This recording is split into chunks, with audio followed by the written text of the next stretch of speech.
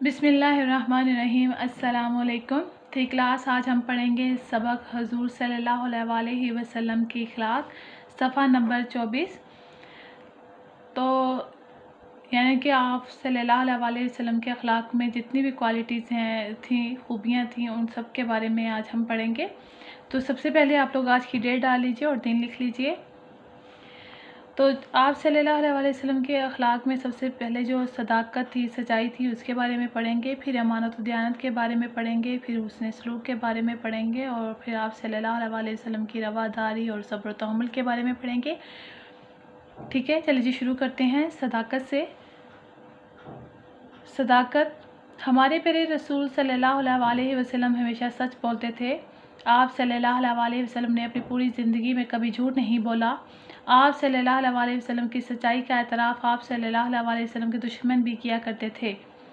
एक बार आप सल्लल्लाहु अलैहि वसल्लम के बदतरीन दुश्मन अबू जहल ने आप सल्लल्लाहु अलैहि वसल्लम के सच्चा होने का एतराफ़ इन अल्फाज में किया, हम आप सल्लल्लाहु अलैहि वसल्लम को झूठा नहीं कहते, अलबत्ता आप सल्लल्लाहु अलैहि वसल्लम जो कुछ लेकर आए हैं, हम इसको झुठलाते हैं। इसी तरह अबू सुफियान बादशाह हरकुल के दरबार में आप सल्लल्लाहु अलैहि वसल्लम के बारे में गवाही दी कि उन्होंने कभी झूठ नहीं बोला, इसलिए वो लोग आप सल्लल्लाहु अलैहि वसल्लम को सादिक कहकर पुकारते थे। यानी कि आप सल्लल्लाहु अलैहि वसल्लम की सदाकत की, सच्चाई की जो गवाही थी, आप सल्लल्लाहु अलैहि वसल्लम के जो बदतरीन दुश्मन थे वो भी देते थे।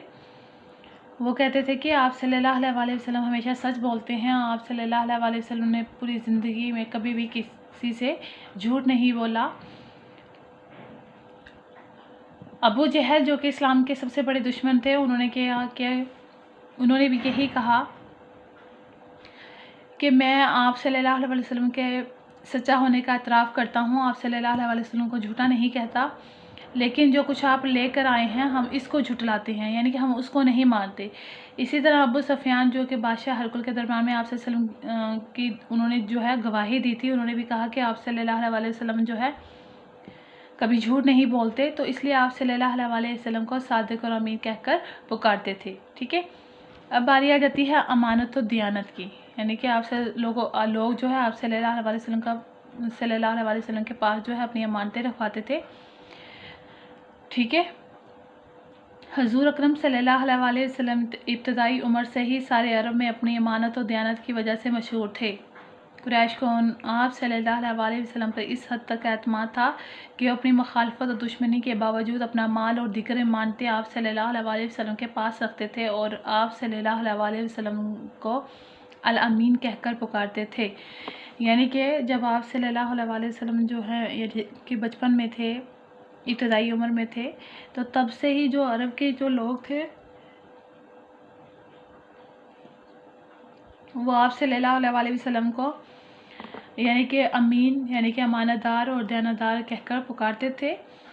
और कुरैश को आप सल्लल्लाहु अलैहि वसल्लम पर इस हद तक एतमाद था, भरोसा था कि वो अपनी मुखालफत और दुश्मनी के बावजूद जो है अपना माल जो है और अमानतें जो हैं आप सल्लल्लाहु अलैहि वसल्लम के पास रखते थे, और इसीलिए आप सल्लल्लाहु अलैहि वसल्लम को अल अमीन यानी कि अमानतदार कहकर पुकारते थे, यानी कि लक़ब दिया हुआ था।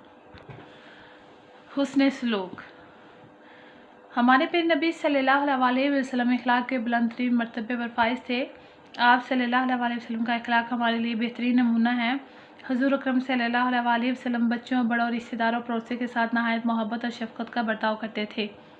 आप सल्लल्लाहु अलैहि वसल्लम हमेशा मुस्कुरा कर नरम लहजे में बात फरमाते, किसी को बुरा ना कहते, कभी अपनी ज़ात के लिए किसी से बदला ना लेते, बल्कि अपने दुश्मनों से भी हमेशा अच्छा और नेक सलूक करते थे और हमेशा इनके हक़ में दुआए खैर फरमाते।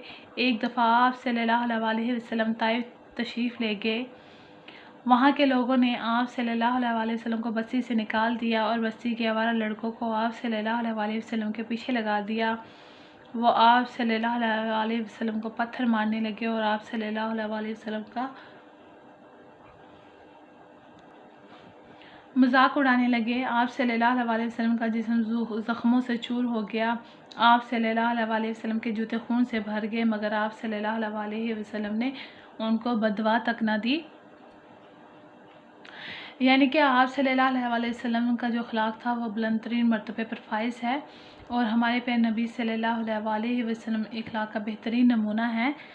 تو آپ صلی اللہ علیہ وسلم بچوں، بڑوں، رشتہ داروں اور پڑوسیوں کے ساتھ سب سے محبت اور شفقت کا برتاؤ کرتے تھے، ہمیشہ مسکرا کر نرم لہجے میں بات فرماتے، کسی کو برا نہ کہتے، اپنی ذات کے لیے کسی سے بدلہ نہ لیتے، اور اپنے دشمنوں سے ہمیشہ اچھا اور نیک سلوک کرتے تھے، ہمیشہ ان کے حق میں دعائے خیر کرتے تھے۔ ایک دفعہ جب طائف کے لوگوں نے آپ صلی اللہ علیہ وسلم کو ظلم و ستم کا نشانہ بنایا اور پتھر مار مار کر اپنے شہر سے نکال دیا، آوارہ اور باش لڑکوں کو آپ صلی اللہ علیہ وسلم کے پیچھے لگا دیا، انہوں نے آپ صلی اللہ علیہ وسلم کو پتھر مارے اور اس سے آپ صلی اللہ علیہ وسلم جو ہے لہو لہان ہو گئے۔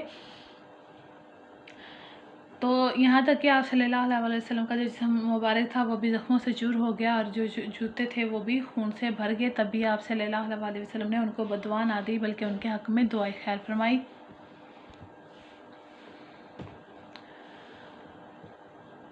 بلکہ اللہ نے ان کے لیے دعا فرمائی کہ یا اللہ، طائف والوں پر اپنا رحم فرما، کیونکہ یہ تیرے نبی صلی اللہ علیہ وسلم کو نہیں جانتے۔ آپ صلی اللہ علیہ وسلم نے غلاموں اور خادموں کو مارنے سے بھی منع فرمایا ہے، اور نصیحت فرمائی کہ ان کی غلطیوں کو اکثر معاف کر دیا کرو، اللہ تمہیں بھی کثرت سے معاف کرتا ہے۔ ایک دفعہ کا ذکر ہے کہ ایک شخص اپنے غلام کو مار رہا تھا، آپ صلی اللہ علیہ وسلم نے اسے منع فرمایا اور وہ بولا، یہ میرا غلام ہے، آپ صلی اللہ علیہ وسلم کو اس سے کیا مطلب؟ تو آپ صلی اللہ علیہ وسلم اس وقت تو واپس آ گئے، مگر ساری رات بے چین رہے اور صبح ہوتے ہی اس غلام کو خرید کر آزاد کر دیا۔ اور آپ صلی اللہ علیہ وسلم بچوں سے بھی بہت محبت پیار کرتے تھے، بچوں کے ساتھ کھیلتے، انہیں اپنے ساتھ سواری پر بٹھا لیتے، یعنی کہ آپ صلی اللہ علیہ وسلم کسی کو ظلم کرتا ہوا بھی برداشت نہیں کرتے تھے، اور بلکہ جہاں تک ہو سکتا تھا یعنی کہ ان کو غلام کو لے کر آزاد کر دیا کرتے تھے۔ اور آپ صلی اللہ علیہ وسلم کہتے ہیں کہ اللہ تعالیٰ نے یعنی کہ غلاموں خادموں کو مارنے سے منع فرمایا ہے، اور آپ صلی اللہ علیہ وسلم نے نصیحت فرمائی کہ ان کی غلطیوں کو اکثر معاف کر دیا کرو، کیونکہ اللہ بھی تمہیں کثرت سے معاف کر دیتا ہے، کیونکہ انسان بھی بار بار غلطی کرتا ہے، تو اللہ تعالیٰ کی ذات بھی آپ صلی اللہ علیہ وسلم کے بقول کہ آپ لوگوں کو معاف کرتی ہے، اللہ تعالیٰ بھی ہمیں بار بار معاف کر دیتے ہیں ہمارے لاکھوں گناہ ہونے کے باوجود، لیکن ہم جو ہیں اپنے غلاموں کو خادموں کو معاف نہیں کرتے، ان کو مارنے لگ جاتے ہیں۔ تو آپ صلی اللہ علیہ وسلم نے اس کی نصیحت فرمائی ہے ہمیں کہ ہم بھی اپنے غلاموں کو جو ہے معاف کر دیں، ان کی غلطیوں کوتاہیوں کو بھول جائیں۔ جب ایک دفعہ ایک شخص اپنے غلام کو مار رہا تو آپ صلی اللہ علیہ وسلم نے اس کو منع فرمایا، اور جب منع کیا تو اس نے کہا کہ آپ صلی اللہ علیہ وسلم کو اس سے کیا مطلب، یہ میرا غلام ہے، میں تو اسے ماروں گا۔ تو آپ صلی اللہ علیہ وسلم اس وقت اس کو جواب دیے بغیر جو ہے واپس آگے بے چین رہے، اور آپ صلی اللہ علیہ وسلم نے کیا کیا کہ اس کو خرید کر آزاد کر دیا۔ اور اسی طرح آپ صلی اللہ علیہ وسلم بچوں سے بھی بہت زیادہ پیار کرتے تھے، اور بچوں کے ساتھ کھیلتے رہے، اپنی سواری پر بٹھا لیتے، یعنی کہ کبھی گھوڑا بن جاتے، ان کو اپنے پر بٹھا لیتے، ان کو اس کی سیر کراتے تھے۔ تو یہ آپ صلی اللہ علیہ وسلم کا اخلاق تھا، رواداری تھی کہ آپ صلی اللہ علیہ وسلم کے حسن سلوک سے، پیار سے، محبت سے ہر کوئی بندہ جو ہے استفادہ کرتا تھا، فائدہ حاصل کرتا تھا اور خوش ہوتا تھا۔ رواداری، اب ہم پڑھیں گے رواداری کے بارے میں۔ رواداری سے مراد کسی کا لحاظ کرنا یا کسی کی کوئی ایسی بات برداشت کرنا جو ہماری بات یا سوچ کے خلاف ہو، یعنی کہ رواداری سے مراد کیا ہے کہ کسی کی کوئی ایسی بات برداشت کرنا جو کہ ہماری سوچ یا ہماری بات کے خلاف ہو، یعنی کہ وہ بالکل ایسی نہ ہو جو کہ بتائی گئی ہو، ٹھیک ہے۔ مثلا اسلام کے سوا کسی اور مذہب رکھنے والے شخص کی بات سننا اور اسے اپنے عقیدے پر قائم رکھنے کا حق دینا رواداری ہے۔ رواداری کا مطلب یہ نہیں کہ ہم دوسروں کو اسلام کی دعوت نہ دیں، دین اسلام کو پھیلانا ہمارا فرض ہے، ہمیں چاہیے کہ ہم اچھے انداز میں دوسروں کو اسلام کی دعوت دیں، اس کے بعد وہ اسلام قبول کریں یا نہ کریں یہ ان کی اپنی ذمہ داری ہے، ٹھیک ہے۔ کیونکہ ہمارے ملک میں پاکستان میں کرسچن بھی رہتے ہیں، مطلب عیسائی بھی رہتے ہیں، ہندو بھی رہتے ہیں، تو ہم جو ہیں صرف ان کو اسلام کی دعوت دے سکتے ہیں، ان پر اپنی مرضی مسلط نہیں کر سکتے، کیونکہ اللہ تعالیٰ اس بات کو بالکل ناپسند کرتا ہے کہ جب تک کسی کا دل خود موم نہ ہو، خود وہ آپ کے دین سے متاثر نہ ہو تو اس کو ایکسیپٹ نہ کرے، دل سے قبول نہ کرے تو اس کو اس کے حال پر چھوڑ دو. تو ہمیں بھی یہ کوئی رائٹ نہیں بنتا، کوئی حق نہیں پہنچتا کہ ہم اس کو اس کے دین سے ہٹا کر زبردستی جو ہے اپنے دین کی طرف لے آئیں، بلکہ ہمارا فرض بنتا ہے ان کے ساتھ حسن سلوک کرنے کا، ان کے ساتھ نیکی کرنے کا، اچھا برتاؤ کرنے کا، تاکہ وہ خود متاثر ہو کر ہمارا دین اسلام جو ہے وہ قبول کر لے. ہمارے پیارے نبی صلی اللہ علیہ وسلم رواداری میں اپنی مثالات تھے. ایک دفعہ نجران کے عیسائیوں کا ایک وفد جو ہے نبی کریم صلی اللہ علیہ وسلم کی خدمت میں حاضر ہوا. اس وفد میں ان کے مذہبی رہنما بھی شامل تھے. حضور صلی اللہ علیہ وسلم نے انہیں اسلام کی دعوت دی تو انہوں نے اس دعوت کو قبول نہ کیا، لیکن حضور اکرم صلی اللہ علیہ وسلم نے انہیں اسلام قبول کرنے پر مجبور نہ کیا. دیکھیں ہمارے نبی صلی اللہ علیہ وسلم نے بھی اسی طرح کیا کہ آپ صلی اللہ علیہ وسلم نے ان کو دعوت دی، یعنی کہ اسلام کی دعوت ضرور دی، لیکن انہوں نے اسلام قبول نہ کیا. تو وہ ان کی مرضی، آپ صلی اللہ علیہ وسلم نے ان کو مجبور نہیں کیا، کیونکہ اللہ تعالیٰ خود اس بات کو ناپسند فرماتے ہیں کہ ہم کسی کو زبردستی اپنے دین اسلام پر مسلط نہیں کر سکتے، بلکہ جب تک ان کا دل نہ مانے، ان کا دل نہ کہے تو تب تک ہم کسی کو بھی مجبور نہیں کر سکتے، اپنی مرضی مسلط نہیں کر سکتے. اب ہم پڑھیں گے صبر و تحمل.